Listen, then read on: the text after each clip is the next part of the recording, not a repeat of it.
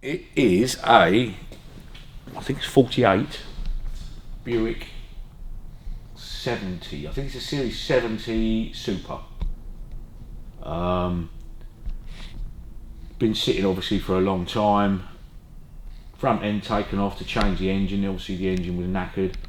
That's a 1941 engine on a 48 gearbox,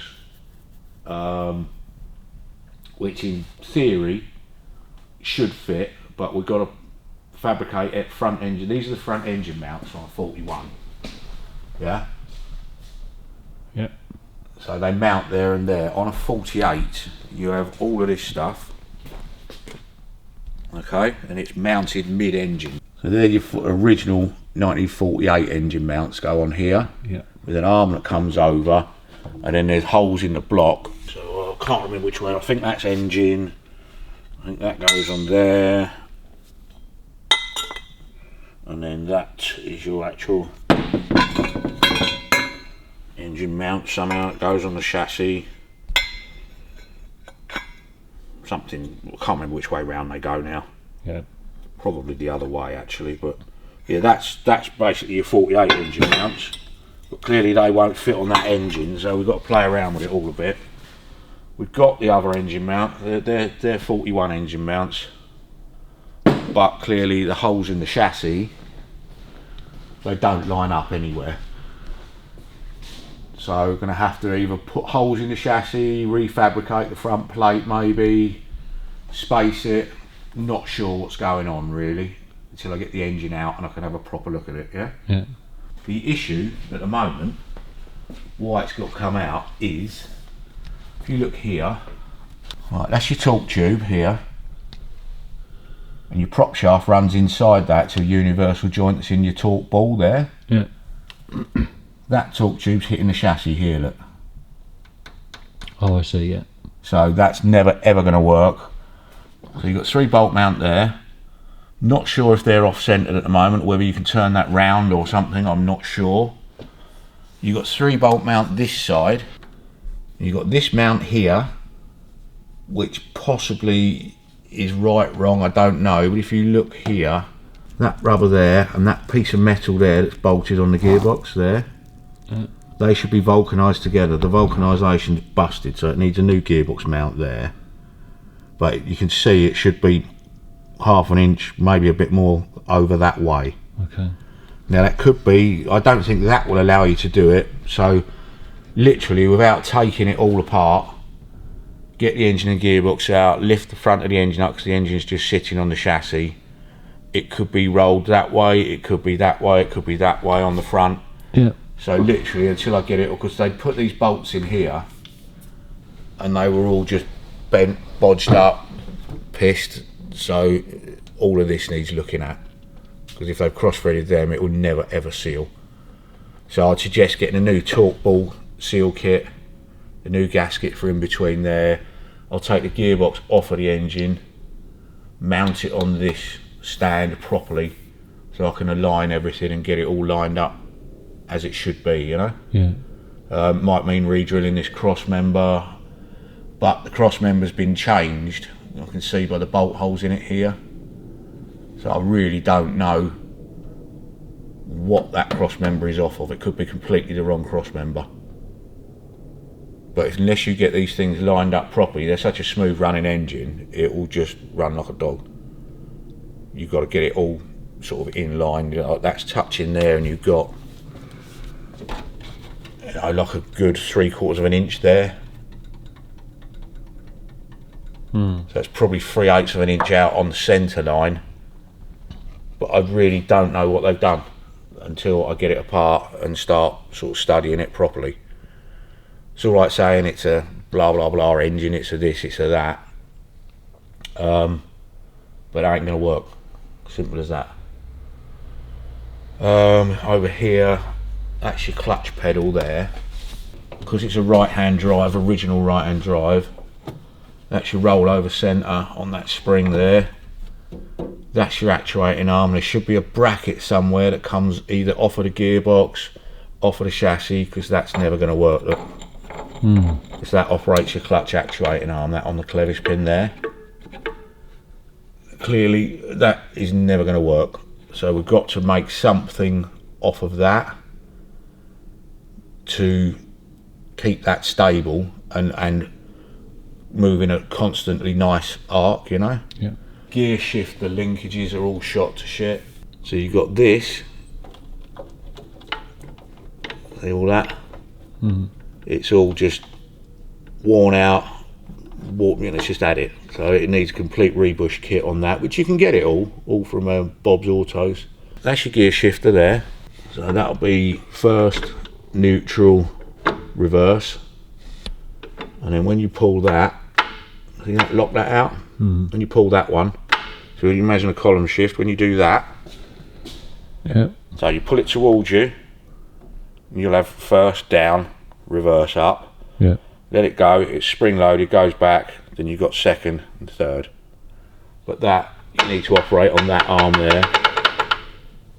Possibly take the top off the gearbox and have a look, but that all needs, everything needs rebushing and resetting. Obviously replace all the hoses, look, that's a fuel line about to snap in half. All your battery cables will need replacing. All this wiring will have to come out and be done properly. Brakes I've got to look at because I don't know if it's got any brakes. Fronts rotate okay, the backs are seized on. The brake master cylinder is here. That I would say is completely bollocks. Bolts loose and everything. See that battery cable? That battery cable I need replacing. There is a new master cylinder, or a shell of a master cylinder with the parts, but it's not the same mounting as that, so I don't know whether that will work or not.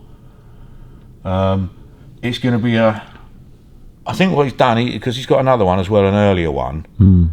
I think probably taken parts off of the earlier one, tried to fit them on this. I'm not really too sure till I start investigating properly, you know. See, on a 41 you have a tie bar that comes off the back of the gearbox, and you can stop the engine shunt backwards and forwards. So it clearly isn't a 41 gearbox, I can see that. It's all little things like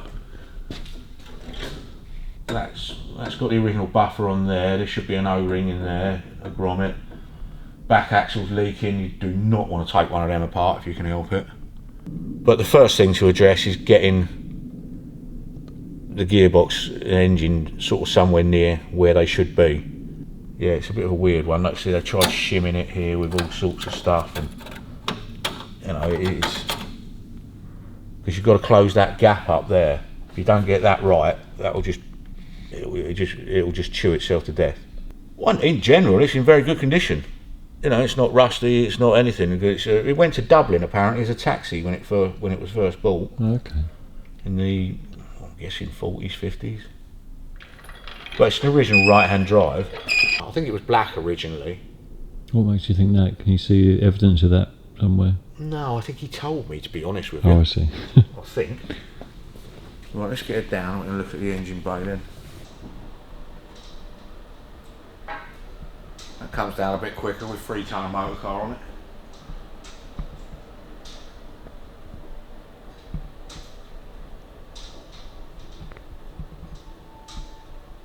That's where we've got to try and make the front engine mount sort of fit. You've got to be careful how high you come up, because this is what they call a small engine Buick, believe it or not, straight 8. If you come up too high, you end up fouling the bulkhead back here when you lift the front of the engine. So we've got to think about all of that when it's all going back together, you know. Possibly have to raise the gearbox slightly. I don't think you'll have to. Obviously, being right-hand drive, the throttle linkage would normally be on this side. Yeah. So it's all a lot easier. So it goes from down there, right across the bulkhead, like that. He's got the other bits he brought down for me. So then that will bolt on those 2 holes there, come up through there, look, bolt on those 2 there.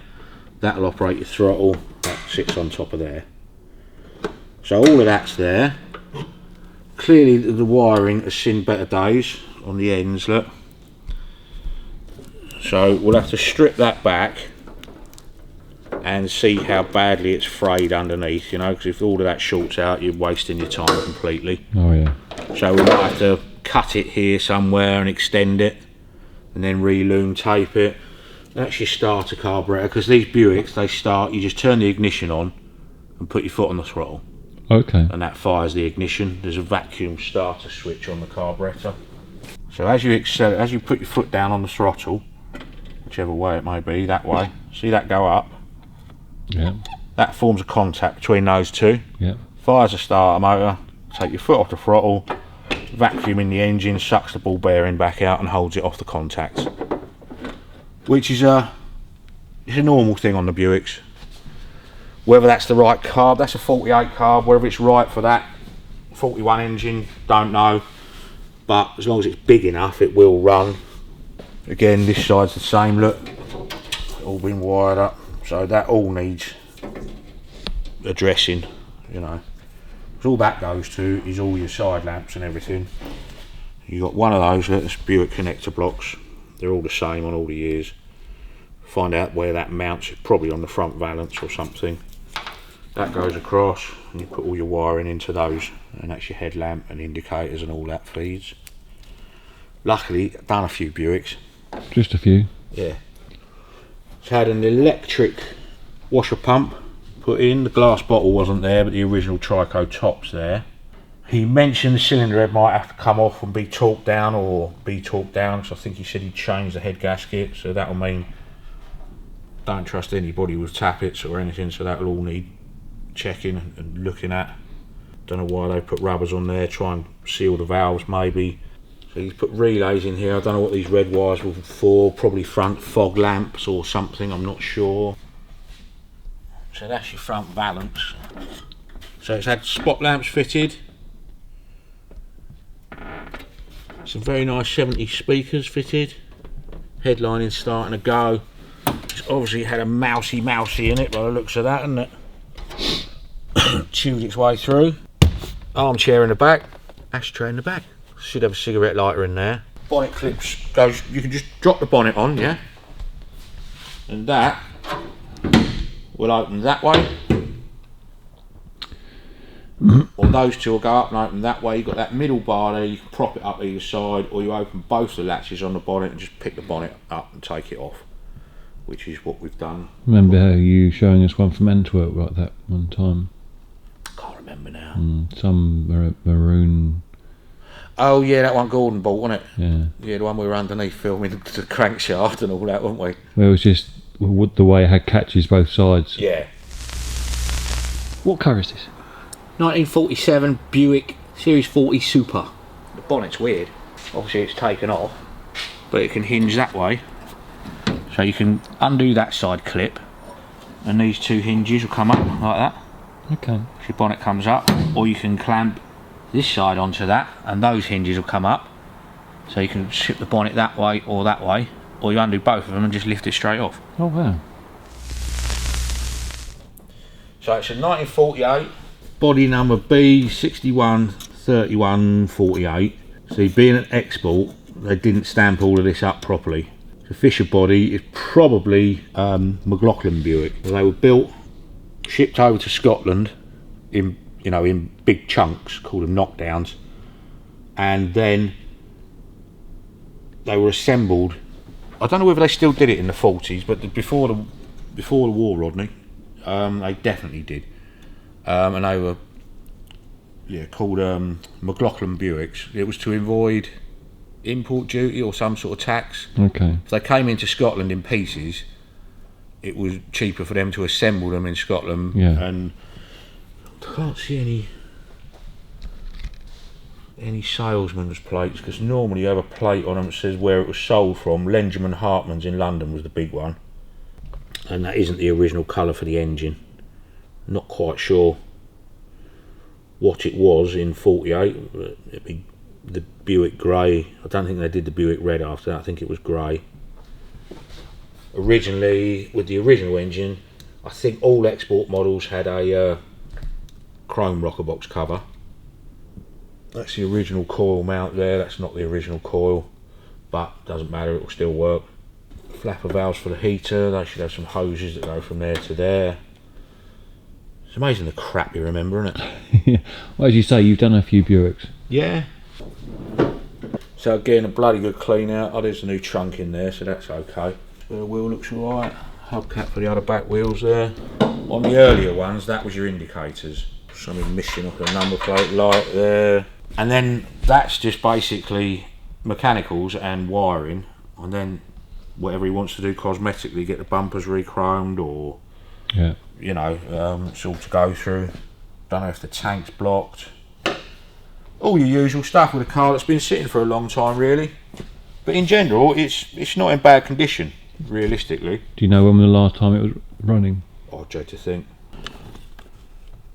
07. 1969. Oh no, GGO 161 Buick. So might have changed its number plate. That's possibly an Irish plate. I don't know. We think 07 is 16 years ago, so that's actually it's a while, isn't it? 69's longer though. Yeah.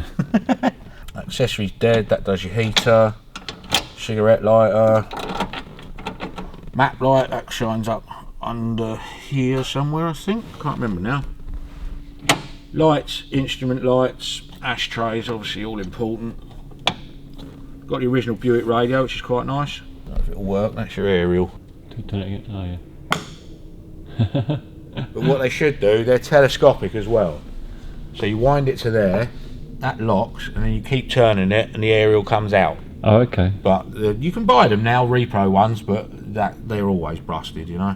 The ignition switch works the wrong way than what you'd normally expect. Okay. So that way's off, that way's on. So that's back to front. Left-handed then. Yeah, that's your gear shifter. Indicator stalled, normal stuff, horn, fuel tank on that side, oil pressure that side, temperature, and your ammeter. So obviously you had a stereo in it at some point, look. So all the wiring will be crap under there, I'll guarantee that. So they're your spears to open the bonnet. Your interior lights in the bottom of the seat, look, when you open the door. Some quite nice touches on them, and I mean, it's a big old girl. Buicks are, aren't they, really? Tend to be, don't they? Yeah. Yeah, I mean, you can't line anything up on the front end because all the front's been taken out. So everything is completely loose. So you'll never get any door gaps or anything until you start putting all of this back together. Oh, you know that. Oh yeah. But my main concern is, engine-wise, it is going to have to come out because that's never ever going to line up properly. Until the engine's lined up, you can't adjust any of this gear shift stuff. Look, I mean, it's all just, it's all added. So, that must be the 48 manifold because it's got the right-hand drive fitting on it. Fuel pump, 2 distributors, front bumper, rad frame, original air filter, some gear linkages that I don't know what they're off of, 2 distributor caps, generator, carb rebuild kit, lots and lots of nuts and bolts and little pieces. That's the original lid for the Trico. If that works, it's worth a fortune. All the nuts and bolts, spare sun visors, rear fender spat, front grille, rocker box cover. Should have the Buick 8 Dyna Flash written on it, look. But I'll find out what the original colour was. I think I've got a set of stickers for them. Buick valve in head, Fireball Dyna Flash 8. They're in blue, so we'll have to find out what colour the engine was. I think they only ever had them on one side. They didn't have them on both sides. But if you want the engine blue as it is, we can paint that black and put the blue stickers on it. Yeah, could do that. That would be quite nice, wouldn't it? Yeah, I mean, I'm pretty sure it ain't the right colour for it, but they're the original spark plug lead holders. That's your vacuum line because it's got a fuel pump and built-in vacuum pump. Water temperature sender's gone, that's not uncommon on these, that goes into there, look, so it's all busted off. That's not uncommon to see that.